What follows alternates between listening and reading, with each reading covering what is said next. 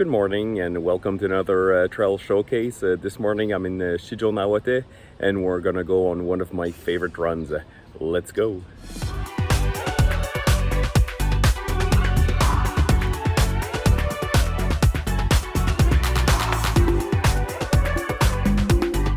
Shijonawate is the birthplace of a Japanese artist who created this Santa Claus character, and you'll find a lot of these statues all around town.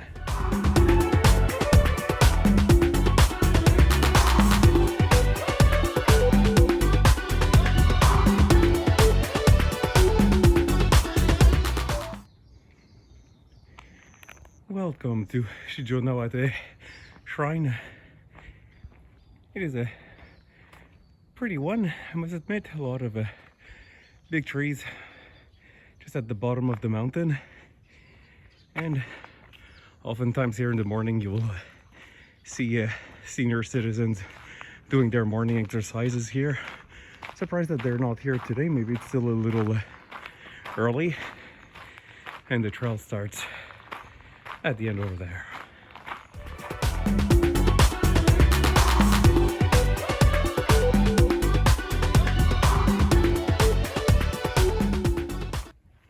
So today's course starts with the climb of Mount Imori.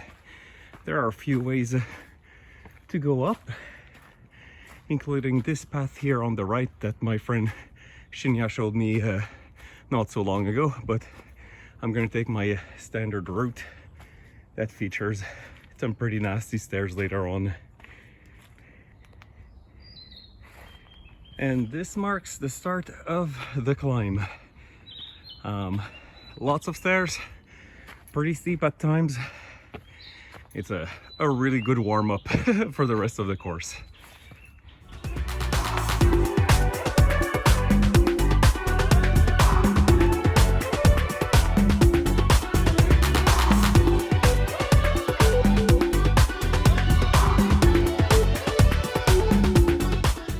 In feudal times, in what is called the Edo period, there was a castle here at the top of Mount Imori, and all that is left are a few walls here and there.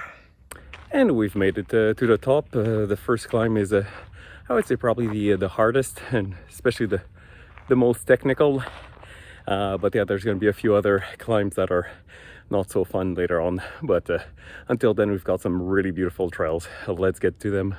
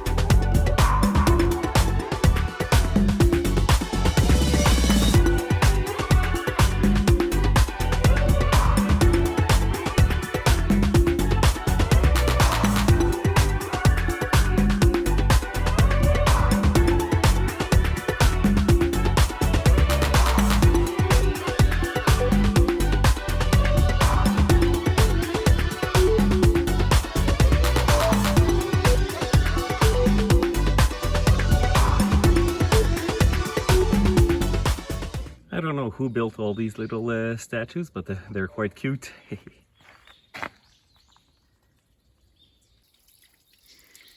And don't hesitate to get some water while you're at it.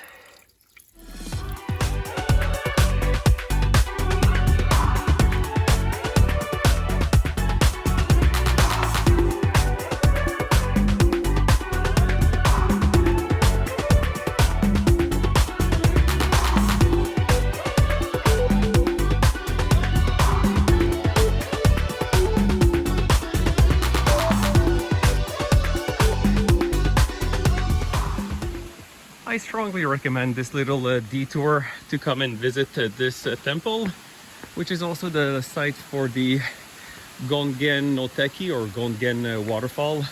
According to the legend, a little boy would have helped a baby dragon that was stuck in the waterfall. And years later, the dragon came back to repay his debt when a drought hit the area, and the man prayed for the rains to come. This in turn angered the local gods and resulted in an epic battle between the gods and the dragon.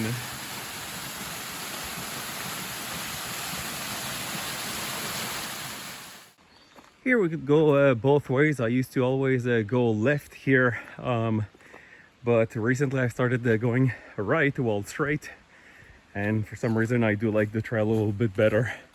Maybe because it's new, or maybe because it's flatter. Remember to smell the flowers while you can.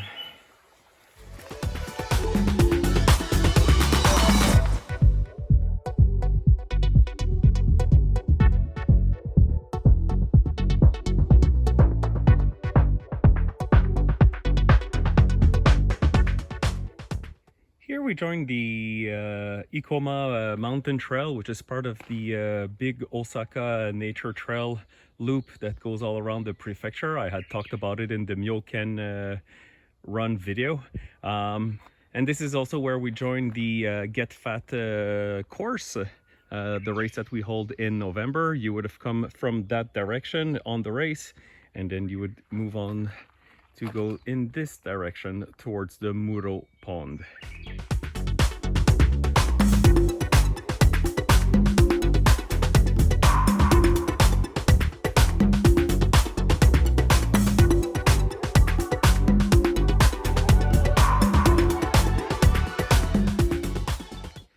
Last year, due to some trail damage, we had to go left here for the Get Fat race, but looks like things have been repaired and we can go back on the original course.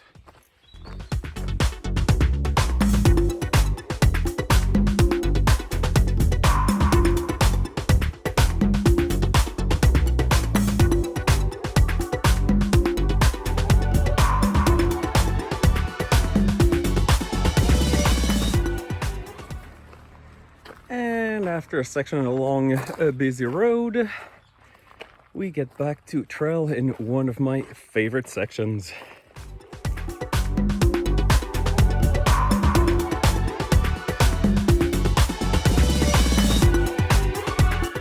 I love this place.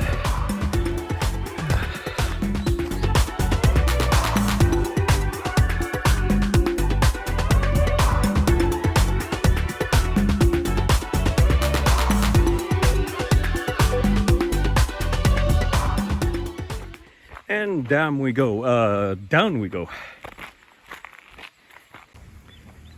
Well, we've got another little road section here. It's going to lead us to the Imori Cemetery that we will go through and rejoin the path after. So in the cemetery, just follow the main road from the entrance. Once you get to a Y intersection, go left after the reception, and then just follow the main road, and eventually you will get here to the start of the trail again. Kind of funny, I just met a trail runner who was running in the opposite direction. He was doing the full Get Fat course, but in reverse. Should have invited him to become a member of Kinki trail running.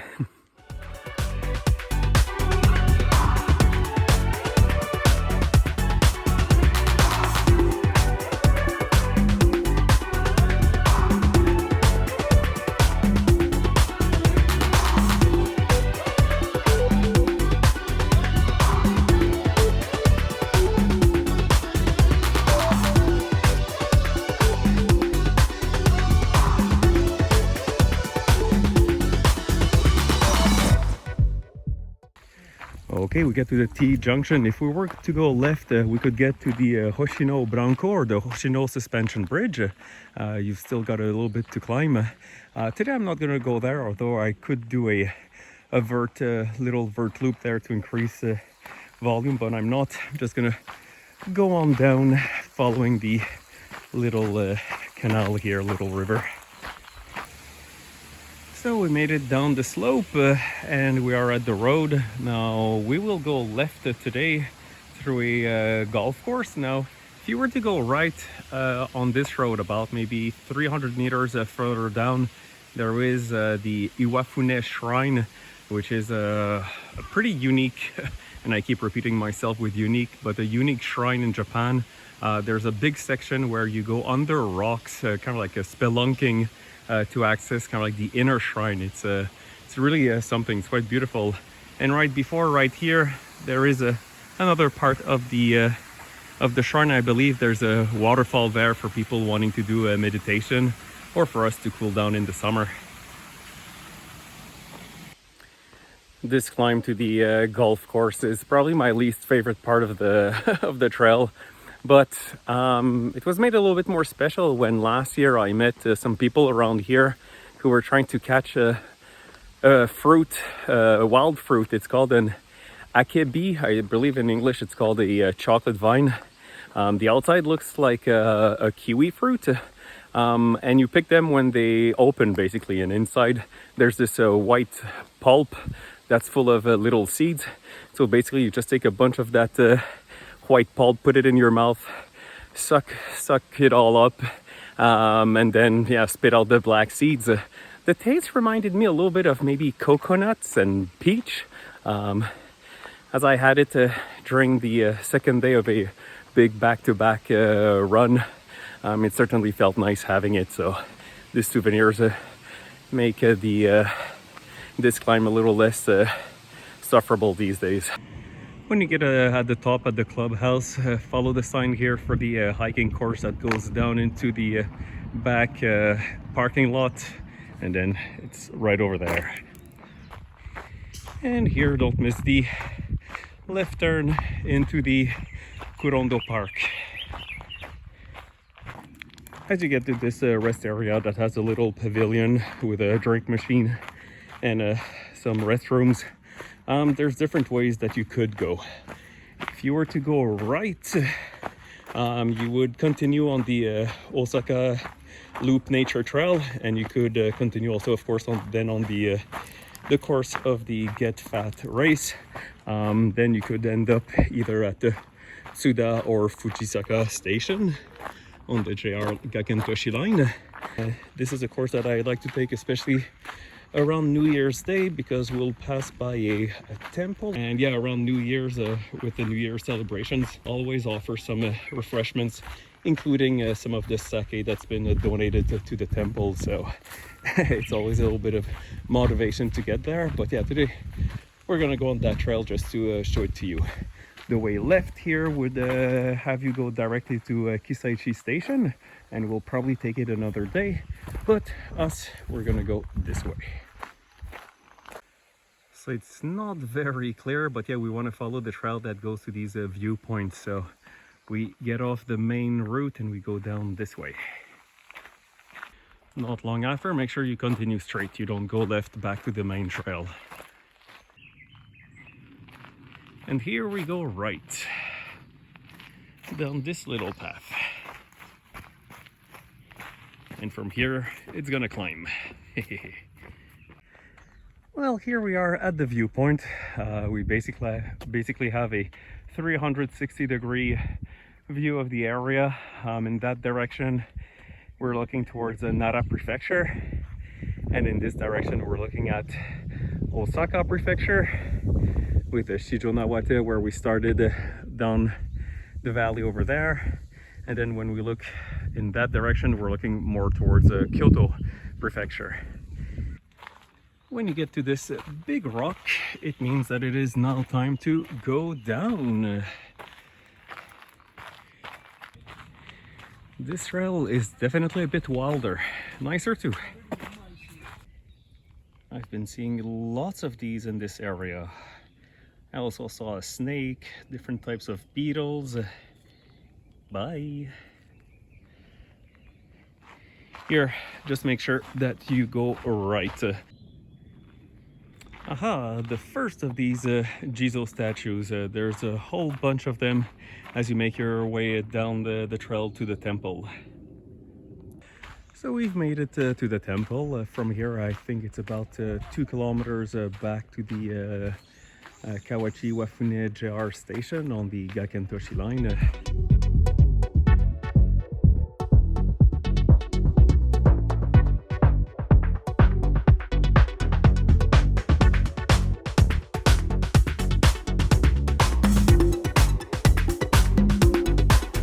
And we are back in town. Hopefully I'll remember the fastest way to the station. Friendly cat! What a friendly cat!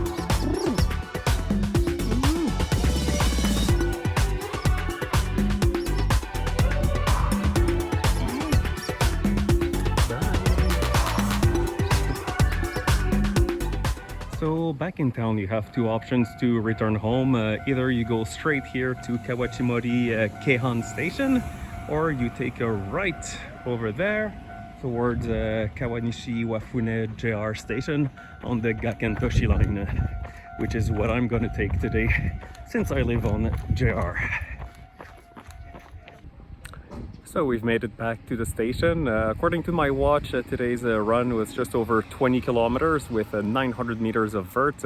Overall, it's not a very technical trail. I would rate it probably as a 2 on a scale of 5, except for that last part before the temple. That maybe I would qualify more as a rating of 3, but it was not very long, and as I've mentioned, it's not something that you necessarily have to do. There are ways to avoid it. So overall, I would say I would rate this trail on a level of 5 as being difficulty maybe 2, maybe 3. Of course, it is 20 kilometers with 900 meters of vert. It's not for an absolute beginner, but it's not that hard either. Well, everybody, thanks for watching. Have a great one, and hopefully I'll see you on trail sooner than later. Bye!